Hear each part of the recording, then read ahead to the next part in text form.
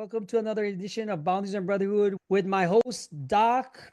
Take it away. So today, guys, we're going to be talking about becoming the 11th man, right? We're going to be introducing this, and this is going to be a foundation on what everything we've been building and moving forward, right? Because becoming the 11th man, and if you watched our previous stream or the replay or some of the shorts, you'll see what we're talking about, right? Who is the 11th man? The 11th man is that guy that's confident, the guy that gets the girl, the guy that's not simping after women and trying to crawl behind them, trying to get them to affirm him, the one that can command a room or be silent and let everything else happen and just observe and just know within himself he has that confidence that if he wanted to speak up, he could and he would be heard. Becoming that man. So we're going to be moving forward. That's the concept we're going to be running with, becoming the 11th man. Yeah, I love that topic because from just that clip that we showed last week, we had so many different ways that can happen to make it work for each individual. You had this type of guy, you had this type of person.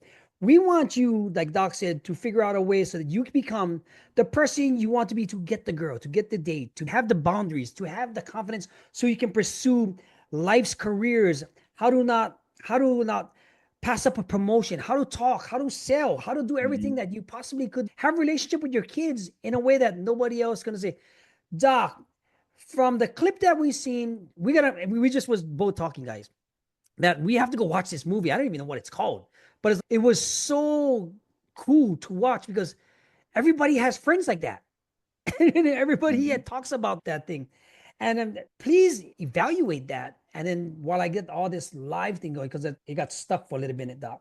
There we go. In the scene that we watched, and we got to find the name of the movie, Gordon. We're gonna find it. It had the guy from Rudy, also from Lord of the Rings, Samwise. Rudy, had a Cuban Gooding Jr.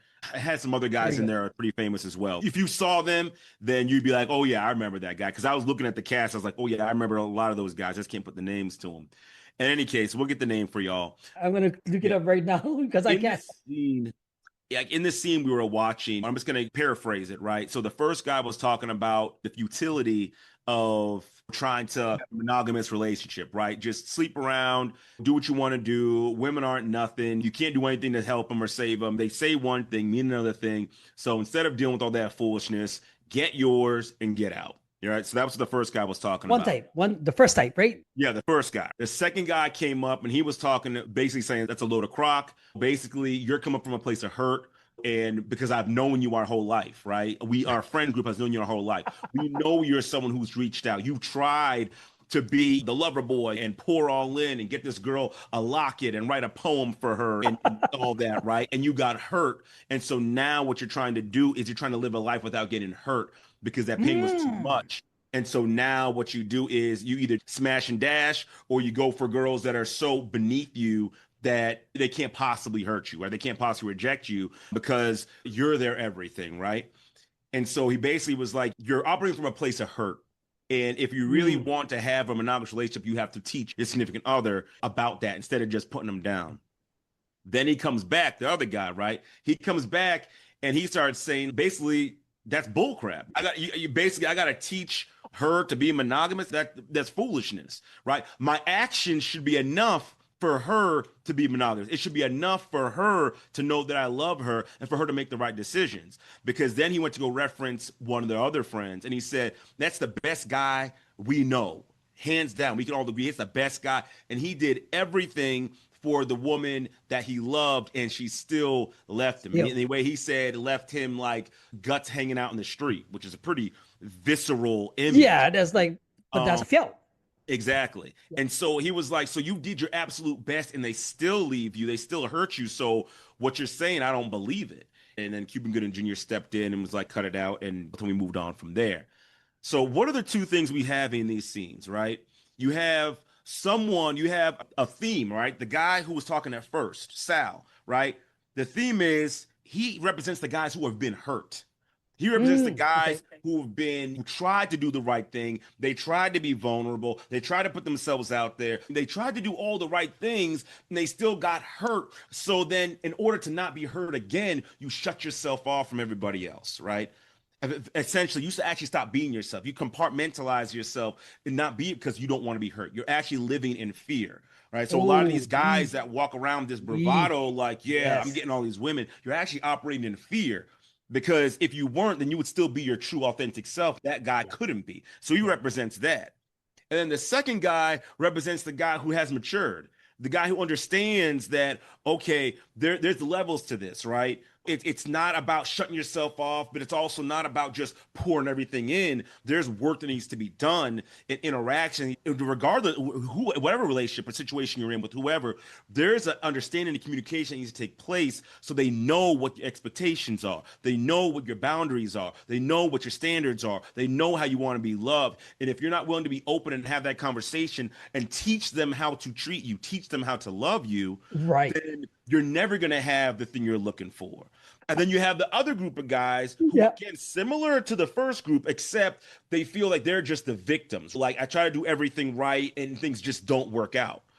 But unfortunately, because they're not teaching their spouse, they're not having the boundaries, they're not speaking up, they're not sharing those things. The wife doesn't know what to do, right? The girlfriend doesn't know what to do, She's right? guessing. She's Everybody's guessing. guessing. And a lot of times she's actually loving you the way she wants to be loved, and it's not resonating. Or you're so focused in this group here, you're so focused on, I don't want to lose her or I want to get her, as opposed to, what are my standards? What do I want? What am I trying to achieve? What are we trying to build here? Build. Right? Yep. That group, they sacrifice themselves time and time again. I'm gonna go without. I'm gonna go without. I'm gonna go without. Women don't necessarily want that. I Yep. know it sounds strange, Yep. but they don't Yep. want that. But even Yeah. think of it like this. I wouldn't, as a man with my wife, I wouldn't want that of her to, like, I'm just gonna Do the go same out thing. and never, I'm just gonna serve you. Like, no, if you have needs, let me know. If Please. you need something, let me know. If there's a boundary, let me know, Yes. because I care about you just like you care about me, and I want to make sure you're treated the right way. But a lot of times we're so scared to open up. Like, this group is so scared to open up. They're so scared to have a need, because if I have a need, then I'm going to be rejected. And maybe this is something that was learned when they were Oh, younger. So you live without, I shouldn't have any needs. I shouldn't have any wants. I shouldn't have any desires. Everything I do is just got to be for you. And unfortunately, that puts you in a bad situation. And in a unfortunately, bad place. you don't Yep. become the 11th man. Yeah. Then the 11th man comes and takes your girl, because he's like, yeah, I have standards and boundaries. I know where I'm going and I'm ambitious. I look out for you, but I also got to look out for me too. Then he has that confidence. I'm not begging behind any woman. Yeah. I No. just No. refuse No. to Yeah. do Yeah. that. And so now he has this error, like, dang, he's good. And so that attracts your significant other, who will go to somebody like that rather than just stay in what seems like it doesn't make any sense. But there's more to a relationship. Like, we talked about that last week, Gordon. Doing the right things like that is not a bad thing, depending on the motive behind it. Because a lot of times The you do it because you're motive. scared. See how fear operates on both these Yeah. sides? Oh, both sides. One group is scared, so you shut everything off. The other group is scared, so you go over and beyond excess, to where it's like you seem really needy. Yeah. So I'm going to step back, man. I want you to put your 2 cents in there, but that's what I've seen with those three guys. Yeah. It makes a lot of sense because you went over three different guys, and I just found out what the movie's called. The movie's called What Love Is. By Oh, wow. 2007, guys were talking about this simping situation going on back then. It's probably going on before that, but there was a good scene. In fact, I want to see if we can share this with the audience. We're going to share the screen, and I'm going to go with the advance. We're going to, because this is going to be something cool where we might be able to show what it is. Let me ask you this, Doc. Yeah. When you, am I sharing the screen yet? No, let me see. I'm trying to share the screen here. Share the not the video file, but the screens. We're gonna share that. And we go to advanced. Does it work? Because you went through three different guys. How does it work out for what you're seeing inside your profession? So how it works out. So you do see a lot of those. What I actually see, to tell you the honest truth, I see actually a lot of the third group of guys. I see Oh, a lot of okay. that. The guys that really are trying, because, and here's the thing, this is not putting down that group of guys at all, because that logic makes sense. It makes sense because what are we taught from very young, right? If you do all the right things, you're going to get the right results. That's what we're taught. And in most cases, that works. If you're in school and you're studying and you're putting the time and you're going to office hours and you're doing all that and you're trying and practicing, you're going to get good grades. If you stay in the gym and you stay on the field and you're constantly practice, you're going to be good at your sport. If you play the piano all the time, you're going to be good at piano. Like, this mentality works in almost every sector of our life except our relationships. And it's hard to turn it off when we come to a relationship. It makes sense as to why, yeah, of course, if I give my wife everything, if I give my girlfriend everything, then of course she will love me. Because when you do all the right stuff, you get all the right results. Then she cheats. And you do all the right stuff and there's no sex. And you do all the right stuff and you're not close. You do all the right stuff and you're not valued. You do all the right stuff, you're not desired. And so we're left with this. It doesn't make sense. It does not make sense what we're experiencing. And so we do what we've always been taught. Well, don't change your approach. Just go harder and go harder and keep going and pushing and grind. And it just doesn't work because the dynamic in a relationship does not operate like the other things I described. You can't just do a whole bunch of good things and expect a good result, right? And in a sense of, I got to abandon myself as a result. Again, those good things are great, but it's not, you can't do them by themselves, right? You have to still have those boundaries, those expectations. You got to speak up for yourself. You got to stand your ground. You have to be able to do that. You have to let your woman, I know it sounds strange, you can let her know, hey, listen, I love you to death, but I'm not putting up with this type of behavior. That's huge right there. You have to be able to knock that out. All right, let's try and cue this up and see if this thing, and then you commentary on this because hopefully it comes out. Oh, wow. All right. Florida, man, you're stepping your game up. What? Don't tell everybody. They say about me, I know what they say about guys like me. They say that we're pigs, that we're dogs. In your defense, they don't exclude. I've been married for 5 years, and my wife still says. Oh, that's right. They don't exclude. They say all men are pigs, all men are dogs, all men are scum. And they talk their little Pause right there. Okay. Got him. But they don't. Okay. Because all men are dogs. Oh, yep. Because if you label all men dogs, then you would think you would stop trying to hang out with the dogs, but yet you still continue to hang out with the dogs and then continue to get with the bad guys over and over again. What we know is that to generalize a whole class of people like that, we know that's just a bad idea. That's horrible. And I'm trying not to go too far off the deep end, but it's no different than when they say all black men are deadbeat fathers. Right. They're no good, or they're cheaters, or things like that, or they're thieves or gangsters. Like that type of generalization it's under the same category. All women are hoes, same category. We know because ask yourself questions like, is my mom a hoe?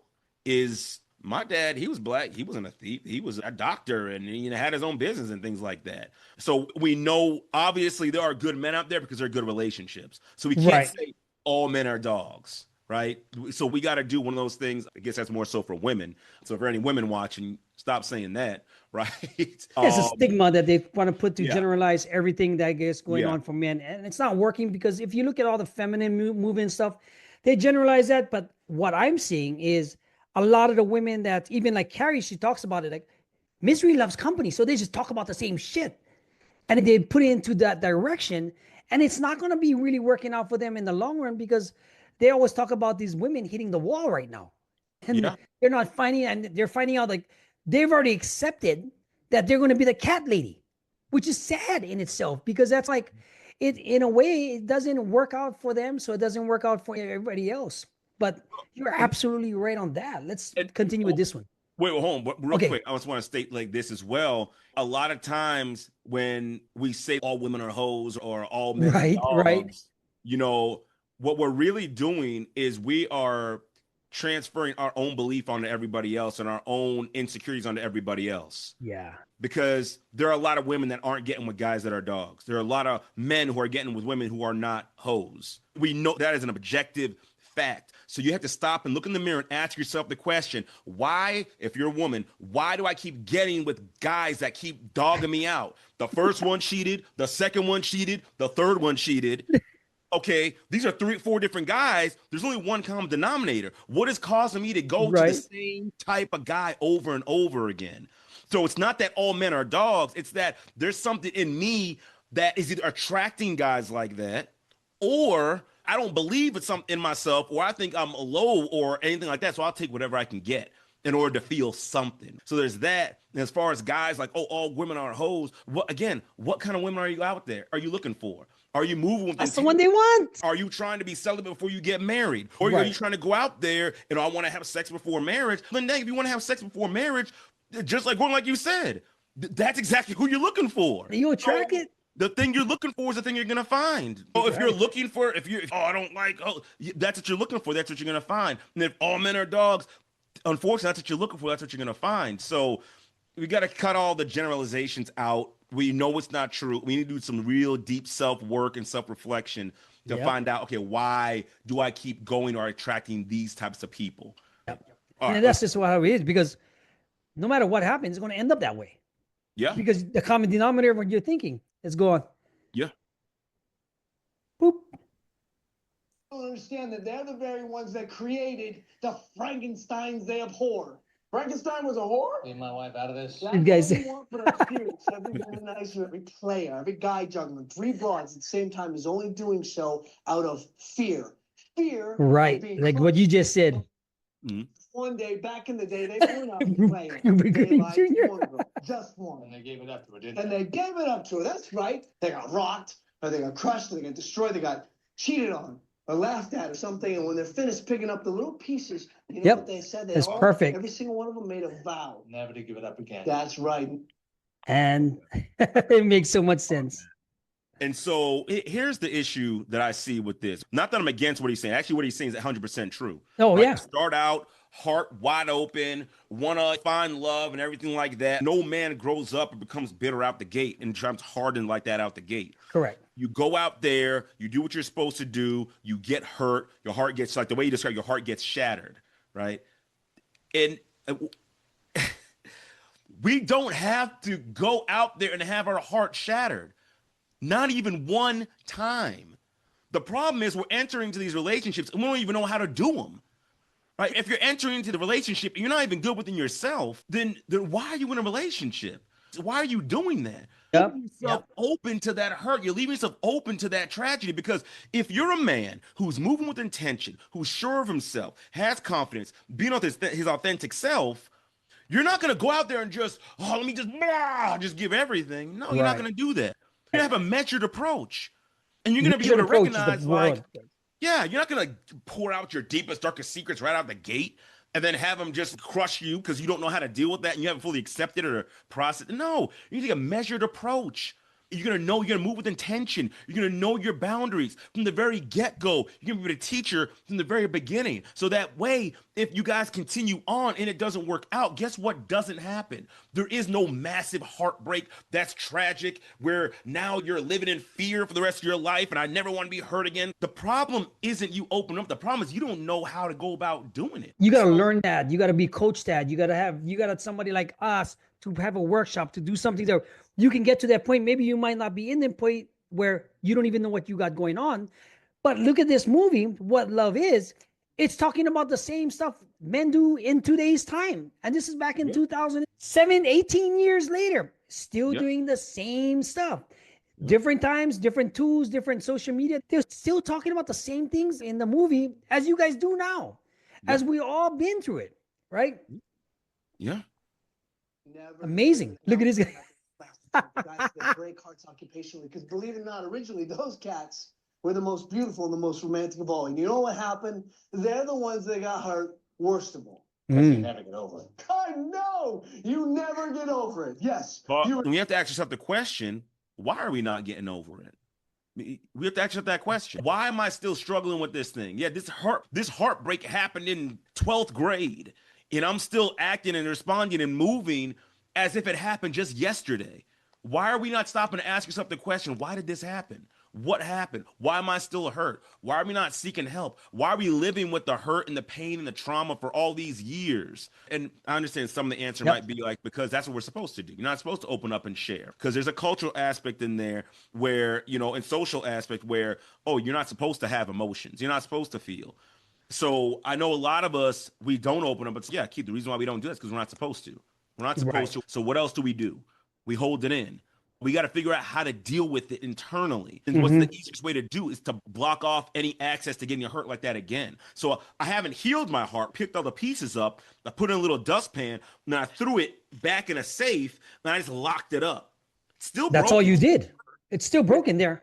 And it's still, but I locked it up. Yeah. And that's why having that issue of still being hurt, that's something that we got to take an honest look at, because if we don't, there are a lot of these women that you might think, oh, she's no good, she's this, she's that. You might actually be throwing away good women, great women, because you haven't healed from the hurt.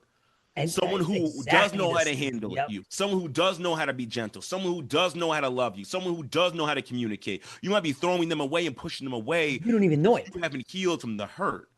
And that's what Carrie talked about the last week. In fact, she couldn't deal with herself because she never healed from her injuries, from her trauma. Now she's put in the worked with the therapist, with a coach, with the accountability coach, with everything else. She knows how to deal with it because now she knows how to reframe everything. And I asked her a question like, so how about all your past relationships? She goes, I probably screwed up some good ones, but that it was on me. And men do the same exact thing. You mean, this is what we want to become. We want to give you the things, the tools, so you can deal with this type of trauma, so you don't throw away good situations. Yes. This is why we help men do what we do in Boundaries and Brotherhood with everything that we got going on, so that you know how to deal with this type of stuff. Because each video, you have a friend like this. Yeah. In all your boys' circle, in your girls' circle, you have situations like that, and you guys do the exact same thing. It might be online in a social media setting right now. Let's go on. When they all recovered, you know what they all said? They all said, okay, I see, all right. That's how it's going to be. I can play that way too. So you see that we are all responsible for the cycle, the vicious circle. It's so important to listen to people who've been hurt and listen to hear what they're saying, right? Because they will tell you exactly what's going on. He just hit an incredible point, because I was thinking it, but I didn't say it. But that hurt begets hurt, because now you're hurt. Your heart's locked behind this hard guarded wall, right? And so now you hurt this woman who was good. And so now she's hurt. She now carries that into another relationship. And so this cycle continues over and over again, because we just generalize the hurt. Instead of saying, you know what, I wasn't ready for a relationship. I opened up too soon. I got with the wrong person. I made the wrong decision. I need to mature emotionally. Whatever it is, right? Whatever it is, I need to be more intentional about who I pick. Whatever the thing is, until you deal with that, if you just keep moving along, it's going to be more hurt. You're going to hurt people. They're going to hurt people. And there's where the saying comes from: hurt people, right? Hurt people all day long. But if you listen to the people who have been hurt, like really just listen to them. Get past all, first of all, don't take a lot of things that they say personally. But if you get past that stuff and you start listening to the hurt that's behind that, you could sum up what this man is saying is that I don't want to be hurt again. That was so devastating to me. And I don't know how to even come back from that. So I don't want to be hurt again. Most people don't. And there's nothing wrong with that. But you're looking at a lot of guys that might look like, oh, they just dog women out. They just dog women out. And I'm not excusing the behavior, but is anyone taking the time? Because remember, all of us as men, regardless of whether you're the guy who's simping or pouring all in and not getting anything back in return, or you're the guy that's just like dogging women out, there's an underlying story behind each. And we have to take time to understand why they're doing what they're doing. Because if you stop and listen, it makes sense. If a guy comes and says, you know what? Yeah, I was hurt a long time ago. When I did try to open up and share, I was laughed out of the room. I tried to open up my boys about it, and they laughed at me. I tried to talk to my friend and other people about it, and they laughed at me. They said I was making a big deal out of nothing. They said, just move on. Just get on top of another woman and you'll be fine. So no one even cared enough about me to say, dang, man, that hurt. You put yourself out there, whether you were ready or not, and you just get left hanging. That hurts, man. No one's taking that time to connect. And because we're not taking that time to connect, we're not opening up, we're not sharing, we're not being like, hey, you know what? Me too, man. I get it, man. I understand. Now let me help you let me guide you through this, because that's a difficult place to be. And some guys, unfortunately, take their own lives because they get stuck in that place and it feels hopeless. And no matter how many relationships they get in, or whatever situation that, whatever success they get, it feels hopeless and nothing's ever going to change. Nobody cares. And then guess what happens? It's just nobody cares. I might as well not be here. I don't care. My kids don't care. My family doesn't care. Nobody cares whether I'm here or not. So I might as well not be here. And that's the danger of not Big opening up danger. and not being able to connect and labeling everybody as just dogs. That's the danger in doing so, because now what you just done is you said, listen, I don't care about what you've been through. You're useless, you're trash, you're a dog. Yeah, that's the danger of that. Really getting down to the point of really understanding where these people who've been hurt are coming from, as opposed to just making these snap judgments like we're God and we're not, because we all have our own issues, and recognize that there's hurt and pain and fear behind what these men are experiencing on both sides. The ones that are getting all the women and just dogging them out, or the ones that are pouring in and then getting left. There's a story behind that. We need to take more time to understand so we can help both of these groups of men, right? Which is what we do, help these men understand that, hey, there is a path forward. There is a middle ground, right? You can still be love and pour in, but you got to love and pour in for yourself too. Stand up for yourself as well, right? And yeah, you could be that guy that we call the 11th man. However, you don't have to dog anybody out. You can still be monogamous. You can still have a healthy relationship, but you just got to tone some of that down a bit and recognize that there's more than just you on this side, more than just you in this relationship, right? So there's a balance to be struck between the two, and which is, Gordon, that's why we're here to help men do. Oh, absolutely. Absolutely. Because, man, Doc is on a good one. But let's continue with this. All right. Okay, that was it. So Yeah. as you can see, let me stop this, because now we can talk about a lot of the things that's been going on, that what we've been seeing in this place, because everybody has that type of situation that's going on. Mm. How do you become the 11th man? Is you work alongside, figure out what's going on with a lot of the people, learning from these mistakes, talk with your boys, because a lot of the times you might not see it. Your boys might see it in you. Like, just like this situation. How do you become that confident leader that, like Doc says, unleashes that communication with your relationships, with what you got going forward? I've been the 11th. I was telling my wife, I've been the 11th man because that's how I got her. Because I didn't, it's, man, this guy just comes, does his work, doesn't pay attention to me, doesn't do anything with what's going on. She goes, and she always wondered. Then when she found out that, when she found out somebody told her, all right, I went to prison, then she got really curious. And that's what happened with me and her, because that way it shifted a lot of things between me and her. And that's how I opened it up. As far as becoming the 11th man in modern days, Doc, what do you have for our viewers now? God, we can help you be your authentic self. And I think that's really important, right? So the goal here of what we're trying to do, as far as boundaries and brotherhood, right? If we're not trying to make clones of ourselves, right? I'm not trying to make you me. We're not trying to Right. make you Gordon. Like, we're not trying to Right. do that, right? It wouldn't work, right? Only I can be me, and only Gordon can be Gordon, and only you can be you. But you bring something unique to the table. But Right. part of this whole process, part of being the 11th man, we have to understand the 11th man is a man who's okay with being who he is. He is okay with being who he is. I remember I was reading this book called Man's Guide to Women. And Oh, in this book, they were describing this guy. He was confident. He controlled the whole vast scape of what he saw and all that. Like, it was describing all that. And then it goes on to say, and it talks about how this woman was attracted to him and his power and position. And then it goes on at the very end, because he was a dungeon master in a Dungeon and Dragons game. Like, what? But he was being his full authentic self. This is my realm. This is my domain. And that's good. when women see it, especially if they're in your circles, if they see it, that's attractive. That's a man that's in control. That's a man that knows what he wants, right? The man who knows what he's doing. And you think, oh, that's just Dungeons and Dragons. And that was a real example they used. I don't need you to be me. I don't need you to be a therapist. I don't need you to be a doctor. We don't need you to be a social media expert and AI expert and all that. We need you to be you. The 11th man is himself authentically. He's not trying to prove himself to anybody. He's not trying to earn anyone's respect. He's not trying to do anything like that. He says, this is who I am. Like it, love it or don't. Like it or leave it. I'm just going to come and do me.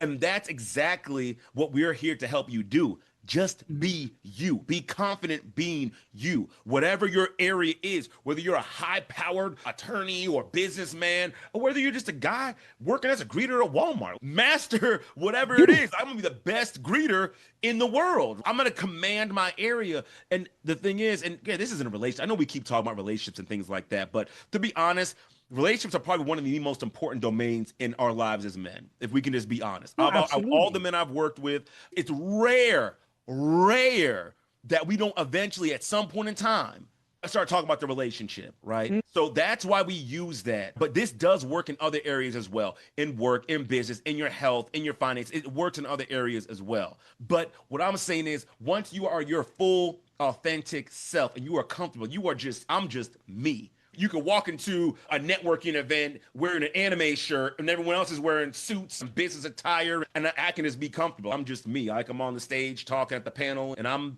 cool with that. Exactly, right? Because somewhere along the line, we were taught not to be ourselves. And I hate to oversimplify it, but honestly, that's what it boils down to.